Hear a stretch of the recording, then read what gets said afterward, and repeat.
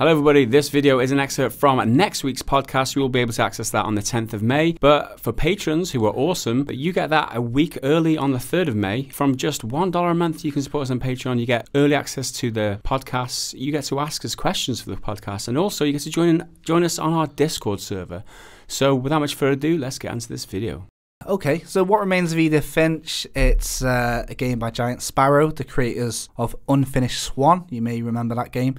And it could be considered a walking simulator. It's not another walking simulator, Jay. We had this discussion a couple of weeks ago, and Mike totally trashed them. So, well, this game is the perfect game for people that want to say just another walking simulator, because this game is so much more than that. So let me give you a quick rundown of the plot and my time with it.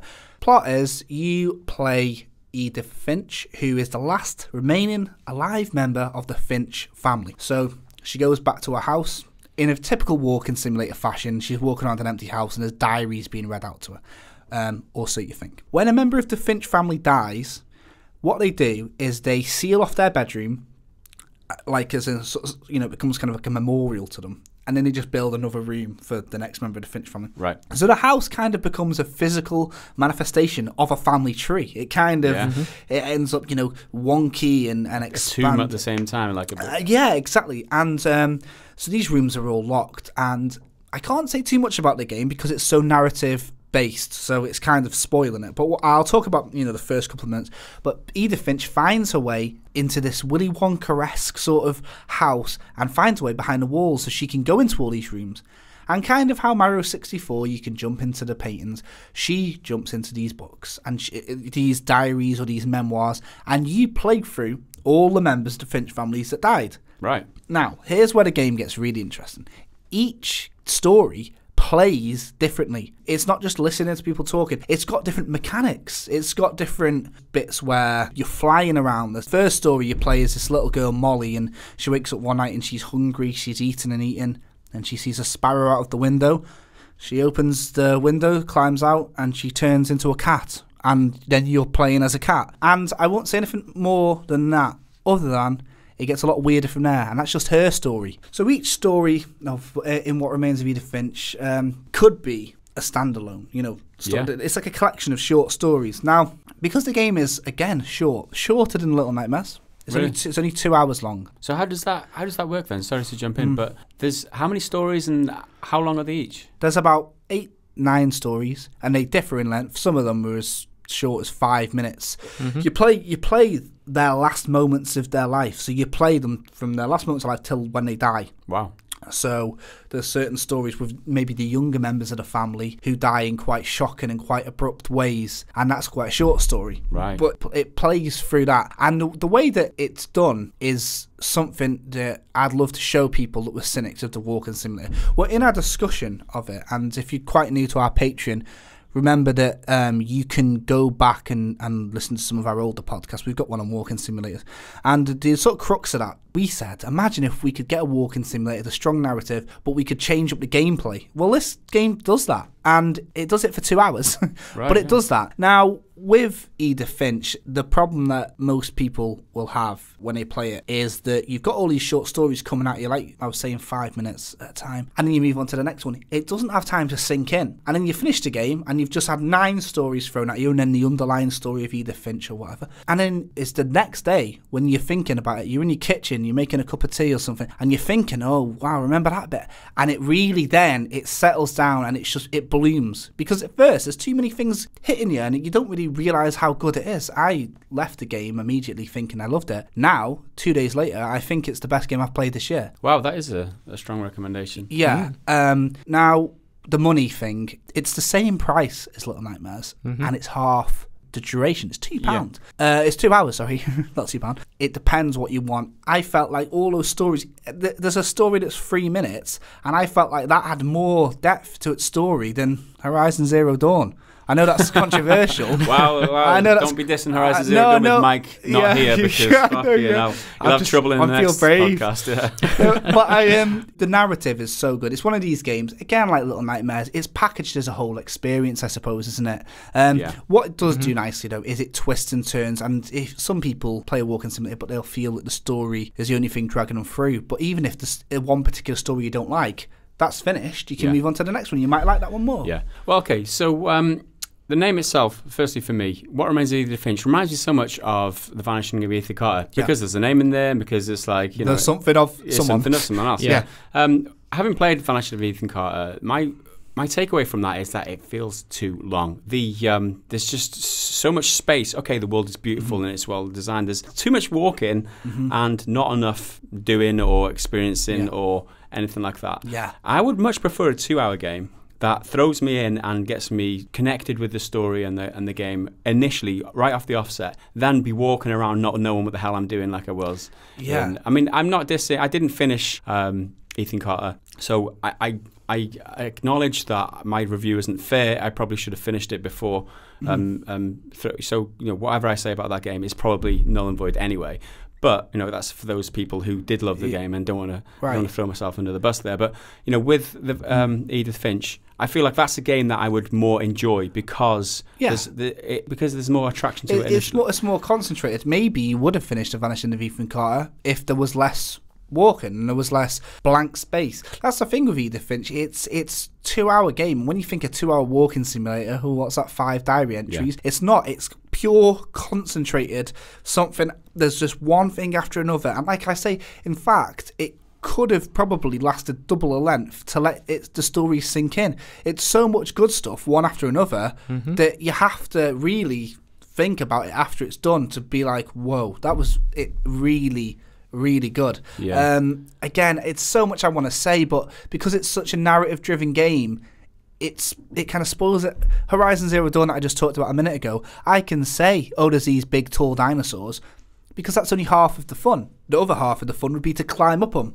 But with Edith Finch, the majority of the fun, or what you'll take away from it, is experiencing a story. So if I told you what happened at the end or whatever, then obviously that's going to be a spoiler, isn't it? So you kind of got to approach this a little bit more like a film. Or, I know this sounds just so pretentious, guys, but when you read a book, when you were reading a book as a kid and you felt like you're jumping into these pages and that's what this feels like. You feel like you're going down a rabbit hole. You're opening up this book and you literally get sucked into it, and you're playing the last minutes of each member of your family's lives. And then obviously she then throughout the hub world, the house, when you're going from place to place and you've just found out what happened to your relative, Edith Finch is like saying, Granddad always did say this, and it adds this depth to it, and it absolutely shows that there is promise for this walking simulator genre. It just shows that we haven't peaked yet. We haven't peaked at Firewatch, Dear Esther, and all that. Gone Home seems to be a popular one.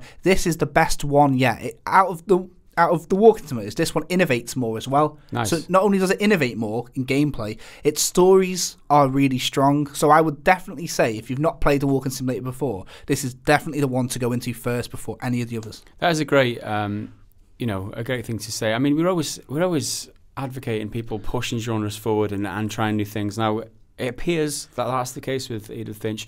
The question I've got for you is, with all the themes of death, it seems like you're dying 9 times in this game. Do you think it's for a more mature audience, or do you think that people of a young kind of would appreciate it? Yeah, that's a good question. It's kind of an unusual one because the deaths aren't particularly, it's not going to show someone being decapitated and all that. It does touch on some of the characters that you play, their deaths are very young. Some of them are very young. Is it very traumatic in that sense? I think if you're a parent, and it might hit home a bit more. That's the thing. If you went in there as a 14-year-old apathetic teenager, or you were a younger player, it probably wouldn't hit you as much as it does now. So depending on your life experience, if you've had deaths in the family, if you've lost a parent, or anything like that, it'll probably hit you more. So it's clever that it plays on your personal experience with grief. If you've ever experienced death, and at one point we all do, not first person, but we all lose someone we like or love, then it will hit home for you. And I wouldn't say it was it was a mature game in a sense of gore or violence, but I think if you are a more mature person in terms of what you've gone through, then you'll probably get a little bit more out of it than somebody that wants to play war games because they want to feel like what it's like to be in the war or whatever. Yeah, do you feel like it's replayable? Would you play it again? Played it twice. I played the game twice. Yeah. I guess you can if it's only a 2-hour commitment. Yeah, well, that's it. And this is the thing. It was like I had the day and it sunk in, and then I went back and just played the whole thing again to show my girlfriend because I was like, oh, you need to look at this. It's like wanting to show her a film. Would it be fair then to categorise it as an interactive film? This is the thing with walking simulators, isn't it? A lot of people say they're more like interactive films. This is the only one I've played where it has enough gameplay and enough different gameplay mechanics that it's kind of like its own. It's still very much a game. There's parts where you're walking through listening to things like an interactive film. And there's parts where, like I say, you play as a cat at one point. You're bounding around from tree to tree. Is there much gameplay involved in that?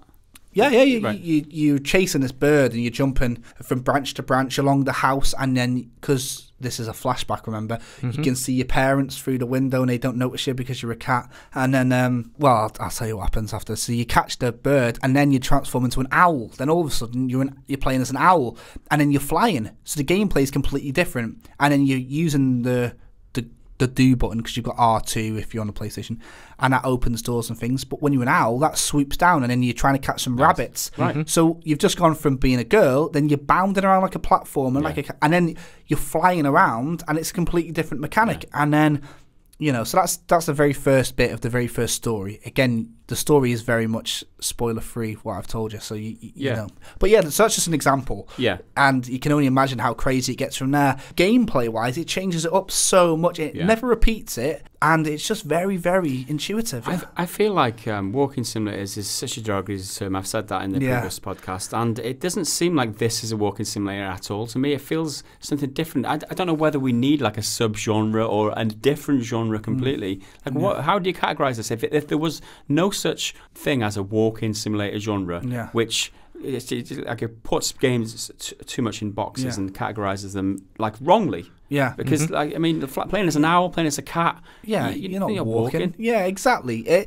What would you say? Oh gosh, it's hard. A fair way to. There seems to be a thing of people trying to term them as like narrative games. I've seen people refer to like Journey and Inside and Limbo as narrative games. Yeah, with like Inside and Limbo and Little Nightmares, you could consider that more of like a platformer because there's more to it. But with this, I'd say it was like a narrative-heavy exploration mystery game, And because each little bit of gameplay is so different, it's not worthy enough of being lumped into one genre. So you're only an owl for one bit and you're never an owl again. So I can't call it an owl simulator, or a cat simulator. But each bit is so different. And one thing that really got me and it made me smile so much, there's like a nod to The Unfinished Swan in it. And I loved that game. And that for me was like, I put the controller down and I was like, and I know it sounds like Peter Molyneux here. I put the controller down. As soon as I saw this, I thought, I'm going to slow down and enjoy this. I made myself a drink and kind of play it. But I can't express how much I love this game. Probably, almost certainly the best game I've played this year. Well, that is an awesome recommendation, and all we have to do is to stop Mike from rolling his eyes when we mention this game, call it a walking... narrative-driven exploration game. There we go. So for everyone else who wondered what this game was all about, I think Jake did an awesome breakdown of it for there. So it's out now on PS4... Yeah, PC as well, and I assume Xbox One. I don't see why it wouldn't be. Yeah. And I believe it's at the same price as Little Nightmares, about 15 quid, something like that. Or 20 bucks. Okay, so thanks very much for checking out this video. If you want to access the podcast right now, head over to Patreon. Otherwise, you're going to have to wait a whole week until May the 10th when you can listen to the whole podcast that this video was an excerpt from. Until next time, bye for now.